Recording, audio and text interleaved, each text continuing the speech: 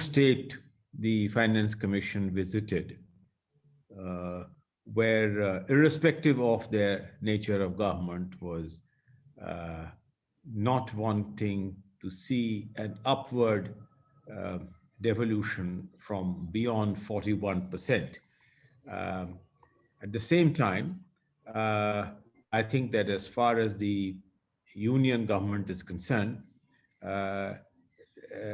they were really already reeling under the impact of the huge fiscal pressures. The fact that the 32 to 42, actually we have kept it at 42 because 1% is the adjustment for the J&K, because we have done it for only 28 states and not 29 states, which were earlier. So, if you see the evolution of Finance Commission over a long period of time, the increase in the devolution to states was always incremental. It was 28, then 29, then 31, 33, that sort of stuff. So it was incremental. Now, for the first time, a tectonic shift was made when the 14th Finance Commission raised it from 32 to 42. So it was a very, very significant thing. And so we took all the considerations, balance of considerations into account. And we felt that looking at the needs of the state, looking at the needs of the union government, and looking at the priority to stability and continuity and predictability, adhering to the 41-42 was fair and appropriate, balancing out the needs of the state with the compulsions of the central government.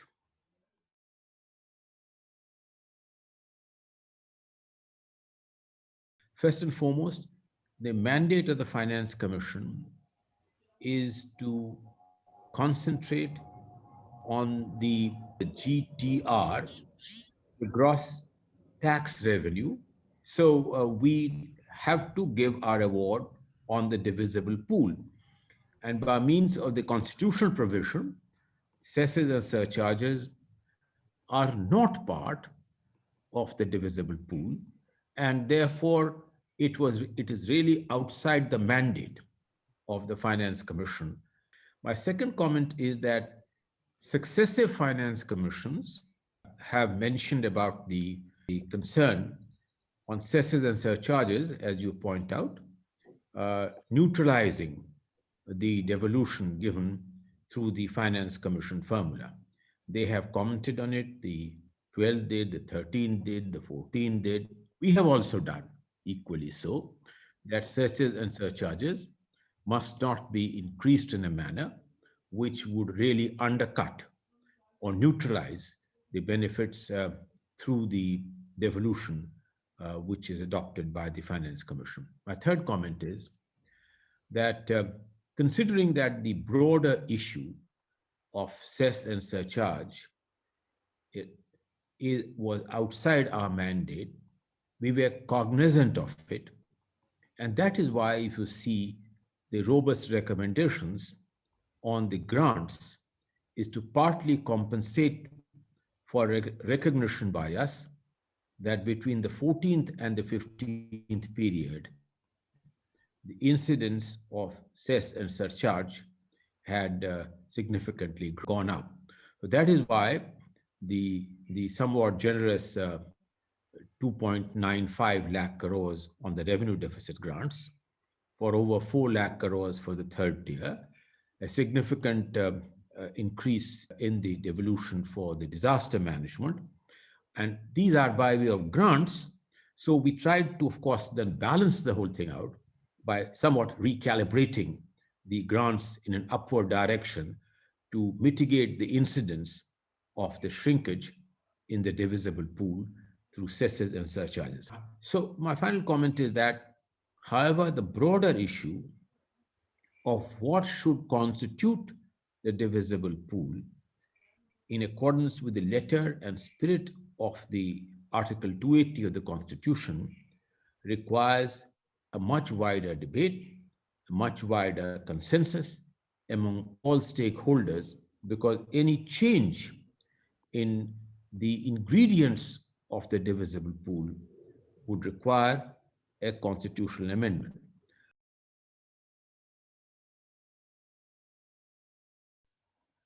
You know, I'm not a constitutional expert, uh, but prima facie, it looks to me that a strict reading of the Constitution implies that cess and surcharges do not constitute part of the divisible pool.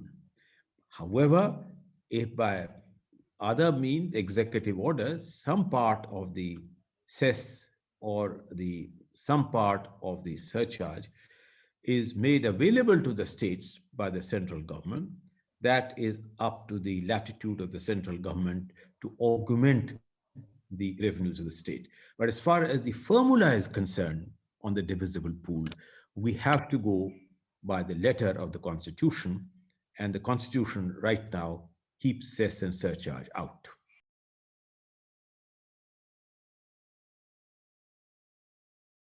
I do not accept the contention that federal relations have worsened. In fact, I think that the federal relations have been strengthened. I'll give you the exact data on that. And I do not think there has been any effort on the part of the central government to dilute the nature and spirit of cooperative federalism. I'll give you a broad ballpark number. If you look at the GRR, which is the gross revenue receipt for the 5-year period, it comes on our calculation to be roughly 154, 155 lakh crores, right? From there, you go to the GTR, what is known as the gross tax revenue, which is 134 lakh crores over a 5-year period, right? From 134 lakh crores, then you come to the size of the divisible pool, which then shrinks from 134 to 101. So from 134, you come to about 103. The 41% devolution to states already gives them in the region of about 42 lakh crores. Add to that the 2.94 lakh crores on account of the revenue deficit grants. Add to it the over 4 lakh crores of the third tier, and add to it what is good for disaster management. You are getting into a ballpark number which looks at evenly balancing the fiscal space of the center and the states. So in that sense, there has been no undercutting of the federalism. So this is as far as the financial part of the devolution is concerned. Now, there are other aspects on the nature of relationship, which I think that, for instance, if you look at the anecdotal example of the way in which, for instance, there has been a federal partnership on handling the worst pandemic in certainly 100 years, which goes far beyond the India's being made into an independent country. So if you look at the partnership on a national issue of this kind, I think this partnership has only been strengthened. Now, you want to go beyond this, then there are two other issues which I have raised in public domain. One is the fact that we need to revisit the seventh schedule of the Constitution. Part of the problem, which you have said very correctly, is that part of the problem is the fact that there is ambiguity on what are the subjects which the states should do. Are these subjects in the domain of states? Are these subjects in the domain of the central government? And these are all defined in the seventh schedule of the Constitution. This definition has outlived its utility. it has been overtaken by subsequent events, and of course, the nature of the concurrently. So this is one type of an approach which you want to do. The second connected with this is the use or misuse of Article 282 of the Constitution, under which many centrally sponsored schemes and many central outlays have been undertaken, about which, based on our recommendations, the finance minister mentioned in the budget speech that they intend to do a major restructuring Restructuring, of yeah. the centrally Concepts, yeah. sponsored schemes and the central outlays. So I think that these, and you, of course, if you are suggesting that you need a more broad-based consultative mechanism between the center and the states, that's another broader issue. But I think on the broad proposition, fiscal federalism has not got weakened. If you wish to invest it with greater trust, and some of the things which I have mentioned on the seventh schedule being revisited, Article 282 being revisited, these are matters which are, in my view, must really occupy priority debate Yes, sir. and to reach a consensus among all stakeholders.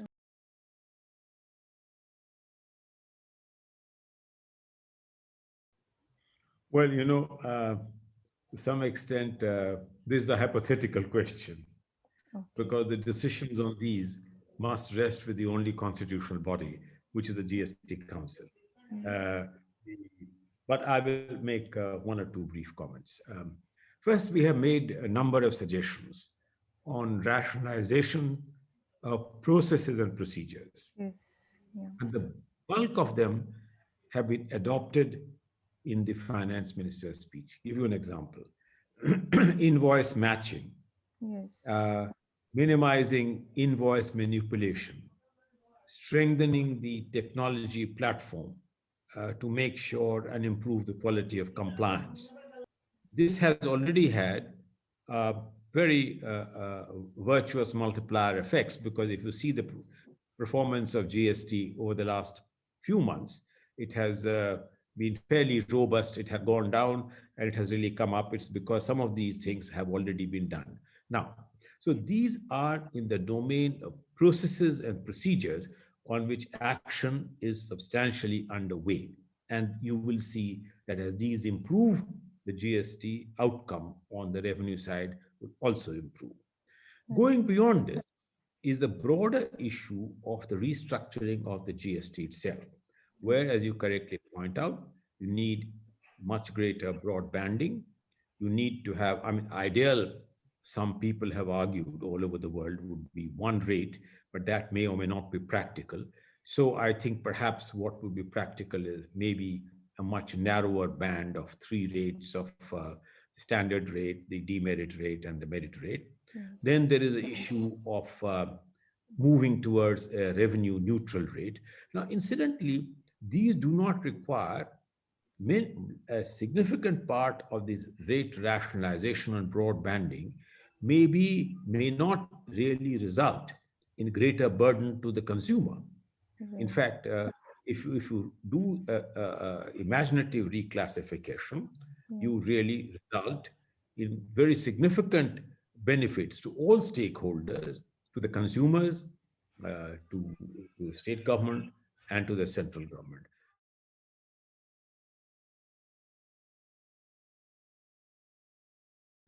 The bulk of the sector specific grants related to two specific sector specific. One is the health, and the other is the agriculture, right? One for the health is 32,000 crore. For the agriculture is 45,000 crore. That's the bulk of it. Then there are some nominal here and there. Now, on health, in the devolution which we have given, grant which we have given to the third tier, 70,000 crore or 71,000 crore would be designed for the health sector itself, for strengthening primary health center and infectious diseases testing laboratories. Then it comes to agriculture.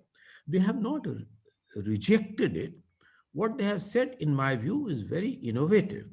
They have said that in the restructuring of the centrally sponsored schemes and the central outlays, these recommendations would then be subsumed in some form or the other, because there is a much larger centrally sponsored scheme which they have on the health sector as part of their efforts to do many things. So there is no rejection. They will be considered in the context of the rationalization of the framework of the centrally sponsored schemes and the central outlays. So that leaves that out. Then you come to state specific.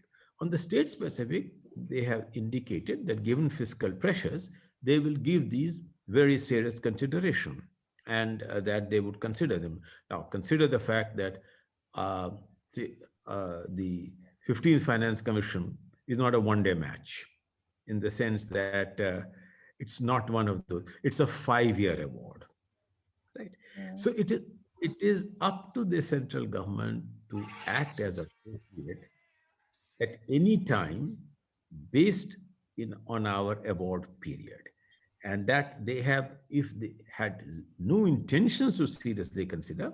I mean, if I were in the finance ministry looking at the fiscal pressures, I would have done exactly what the finance ministry officials have done. And at a time when we were finalizing it, these kind of fiscal pressures were not so evident. So there is no rejection.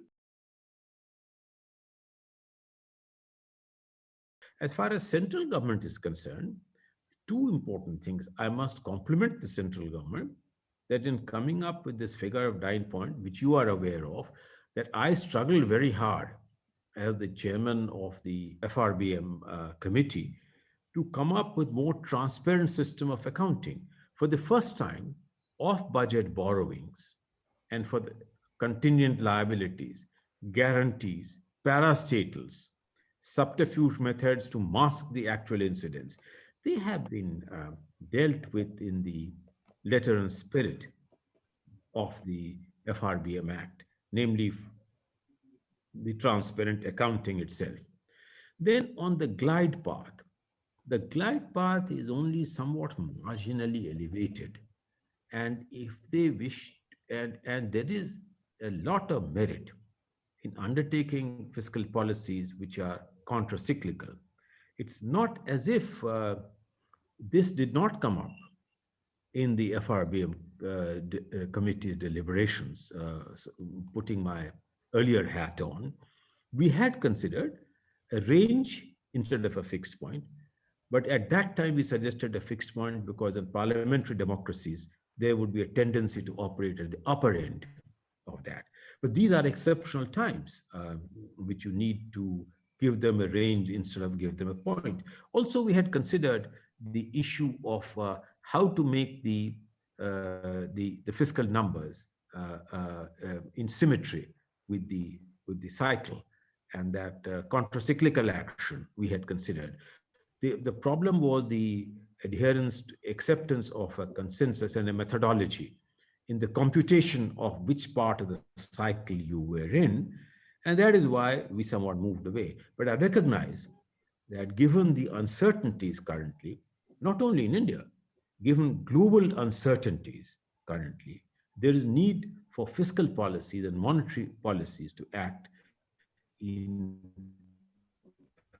close symmetry to achieve the most optimum outcomes from, and there is no very significant departure, in my view. 0.5% at the end of terminal period is something which at the moment looks to me to be not unnatural, because these would have to be again calibrated as you go along based on the recovery process, depending on not only the next year, but the subsequent years, because don't forget that the critical thing is the R minus G.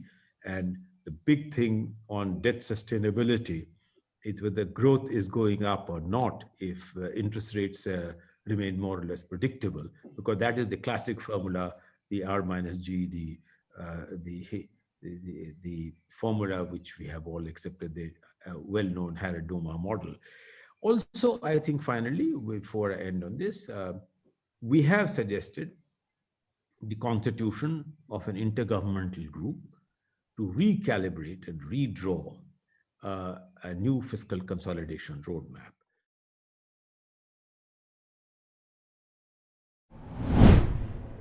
If you like this video, share it and subscribe to Business Standard. For more news, views and insights, log on to www.business-standard.com. Do also follow us on YouTube, Twitter, Facebook, Instagram, Telegram and LinkedIn.